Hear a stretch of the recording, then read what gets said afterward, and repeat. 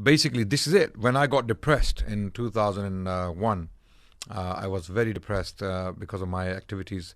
I came to Britain in 1997, and for the next 3 to 4 years, I kind of wasted that time, making these friendships. And a lot of my friends, alhamdulillah, now they are themselves practicing.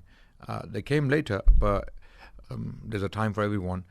Some of them ended up in jails. They did many bad things and they ended up in jail, and they're out now, alhamdulillah, and they are also practicing, and they've learnt the hard way that there is no peace in that life.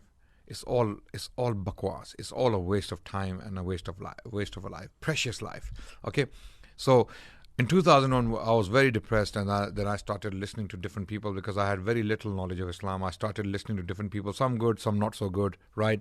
Because at the time, I didn't know how to discern between the authentic teachings of Islam, or the authentic tradition of Islam. So I was listening to a number of people. Yeah. Some were moderates, others were in the middle, some were not so much in the middle. I listened to all sorts of people. I attended a number of different lectures, listened to a number of different people, and having listened to all these people, I did my own assessment on Islam. Okay, I studied books. I knew the Urdu language, so I had that advantage.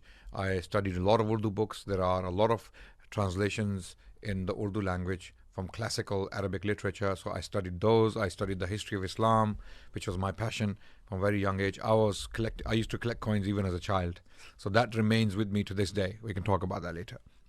So I studied, and by the year 2010, I would say, pretty much, my view on Islam started to stabilize. I went through many transitions. From 2001 to 2010, I went through many experiments and experiences where I learned many things.